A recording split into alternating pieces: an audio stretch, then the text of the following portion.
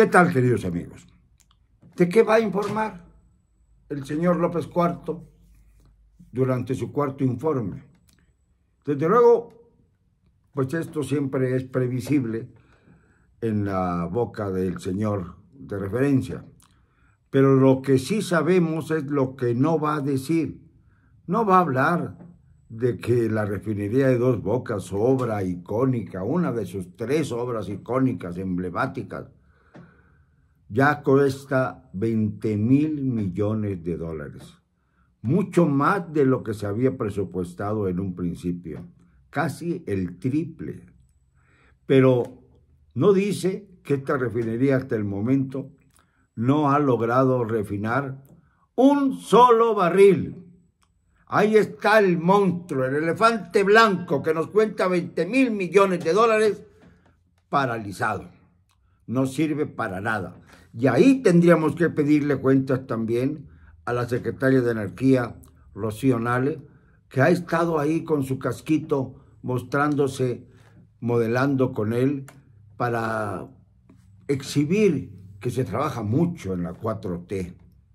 ¿Y qué decir del famoso y ya multireferido aeropuerto Felipe Ángeles?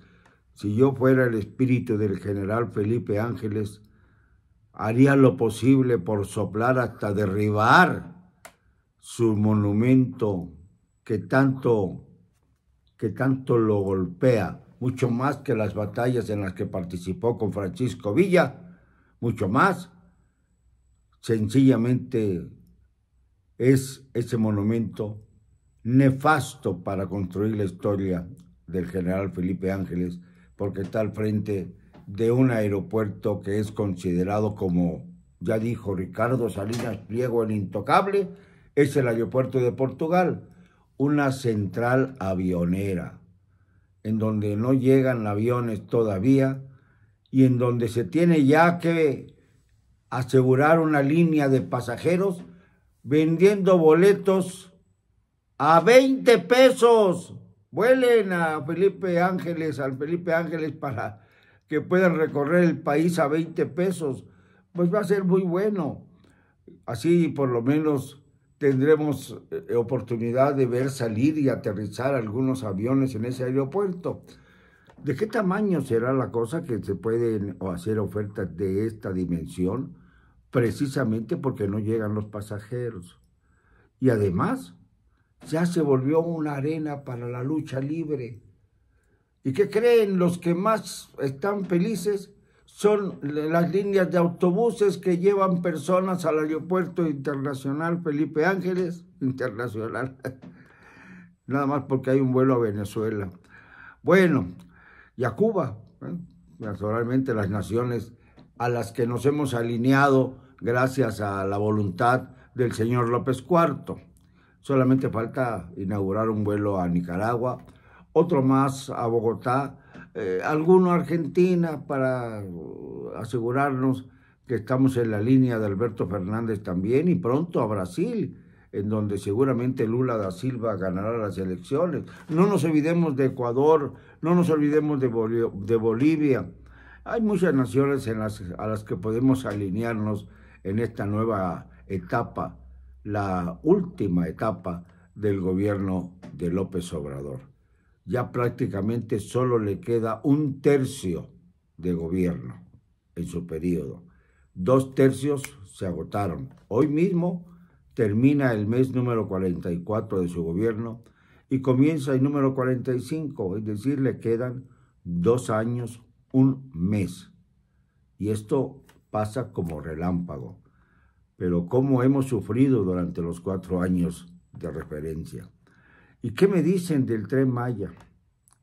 Eso también va a ser motivo de presunción del señor López Obrador en el descaro más absoluto, porque la hipocresía y la falsedad y la mentira van a llegar al grado de decir que será una obra que va a servir para los pobres, cuando los pobres no van a tener acceso al Tren Maya nunca, a menos de que haya excursiones pagadas por el gobierno para que los habitantes de las zonas que rodean al Tren Maya, al trazado del Tren Maya, puedan salir siquiera de su entidad porque no lo han hecho nunca. Solamente así, porque los costos del tren van a ser tan altos que no van a ser posible costearlos ni a la sufrida clase media, que cada vez es más baja que media, gracias a las decisiones arbitrarias de un gobierno fallido. Las 3 obras emblemáticas, 2 de ellas inauguradas, pero inservibles hasta la fecha, y una en vías de terminarse cuando así lo quiera, ¿qué les diré? Quetzalcóatl o Kukulcán, que Kukulcán es primero en Yucatán, antes de que llegara la figura a tierras aztecas. Primero Kukulcán, luego Quetzalcóatl, así es lo que marca la historia.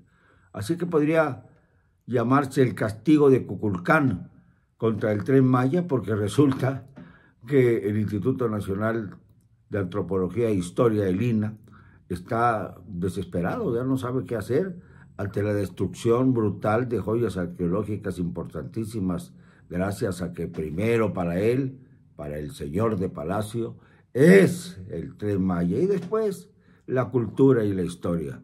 Y ahí tiene a su lado a la pobre señora esta Beatriz Gutiérrez Müller, la que dijo que no quería ser primera dama y que es la más hablantina, la que más se mete en cuestiones de toda índole, la que protesta ahora contra el Instituto Nacional Electoral, que al contrario está tratando de evitar que haya excesos de género, que haya machismo en la vía electoral. Y la señora dice que ya está con su conciencia tranquila porque no había nadie que la defendiera. Caramba, vamos a llegar a los extremos de Andalucía.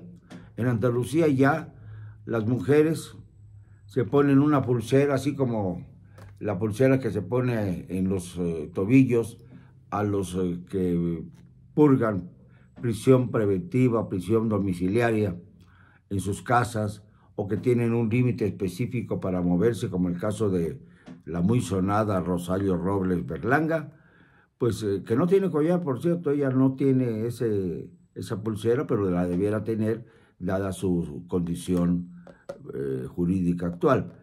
Pero bueno, esto es lo de menos. El caso es que en Andalucía se ponen ya brazaletes, esto es lo mejor, que son como indicadores. Si alguien va por Andalucía y le grita un piropo a una mujer, accionan inmediatamente su aparatito y capturan al insolente.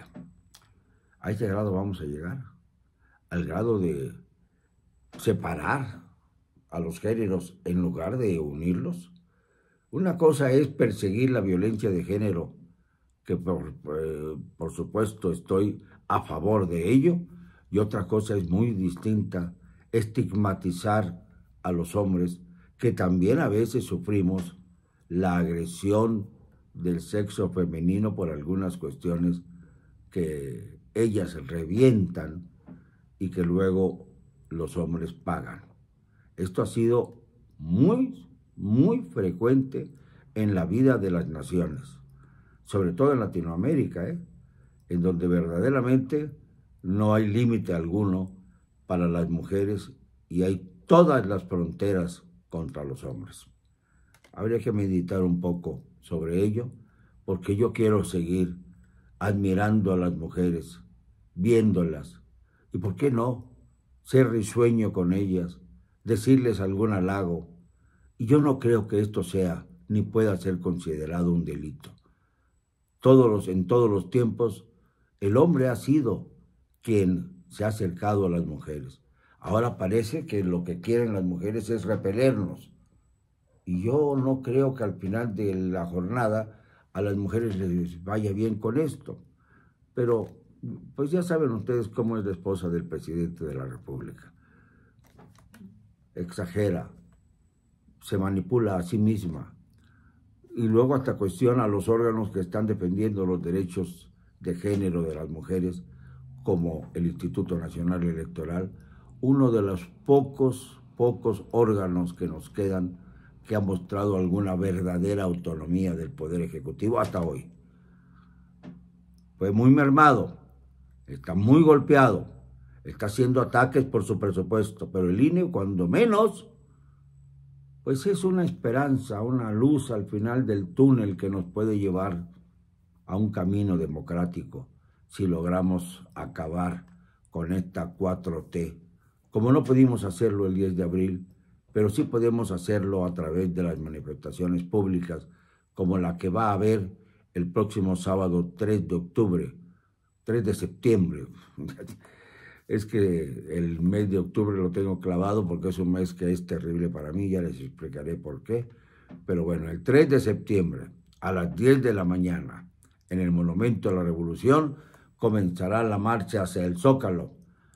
Espero no encontrarme con granaderos, porque los granaderos también son personas a las que defendemos, seres humanos mexicanos que han sido pues puestos en una situación de dureza, que no creen en ella y que además están cada vez más convencidos de que el grito de los que manifiestan su derecho a la libertad, a la paz y a la unidad es suficientemente convincente para abrir las puertas, de hacer un pasillo como los que hacen en el fútbol para quienes son vencedores, para que podamos llegar al Zócalo y gritar con toda nuestra fuerza y nuestra alma nuestro derecho a ser escuchados. Sobre todo, 2 días después de eso que se llama cuarto informe constitucional. Ya no le queda mucho tiempo a AMLO, pero en ese tiempo puede hacer cosas devastadoras. Y por eso es necesario, indispensable, que pensemos en acciones que puedan llevarnos a que AMLO tome la decisión más sabia de su gobierno, la única decisión sabia de su gobierno: retirarse. Si se retira a tiempo, a pesar de que solamente le queden 2 años, sería imposible restregarnos en la cara nuestro derecho a no regresar al pasado. Si se va, esto sería un ejemplo de que no vamos a tolerar más gobiernos ramplones. Si se queda, volveremos otra vez a recorrer el mismo ciclo. Es decir, volveremos otra vez a estar en situación de emergencia, estar en situación de reclamar los derechos del pueblo, porque yo ya no creo que ningún presidente de la República pueda hacerlo por sí solo. Los presidentes se han convertido ya no en conductores de la nación, sino en flagelos de la misma. Y esto es lo que tenemos nosotros el derecho de señalar, sin cohibirse, sin amedrentarse, sin parar el paso acelerado hacia el futuro. Porque el futuro no podemos dejarlo en manos de personajes que nunca han sido castigados por los desmanes políticos, sociales y económicos que nos han heredado. Ya basta. Se dijo que se iba a proceder contra los expresidentes y todo quedó en una encuesta fallida que no sirvió para nada, como tampoco sirvió para nada el ejercicio por la revocación de mandato, que debimos acudir a las urnas todos los mexicanos, y en este momento estaríamos liberados ya del flagelo de la Cuarta Transformación. En fin, vamos a escuchar al presidente, pero por favor apunten los datos para que luego lo podamos corroborar cada uno de estos datos en la realidad. Y si ustedes creen que el presidente está diciendo una verdad, estará bien, pero primero escuchen y corroboren los hechos con la realidad. No se dejen manipular. La manipulación es el arma preferida de Andrés Manuel López Obrador. La propaganda mercenaria, pueril y estúpida es la que manejan sus 3 Goebbels, los Goebbelitos, vamos a llamarlos así, que son Ramírez Cuevas, el señor Epigmenio Ibarra o el Pigmento Ibarra, y por supuesto, Jalife Ramera. Esos son los tres gebelitos de la actualidad. Señores, pónganse las pilas.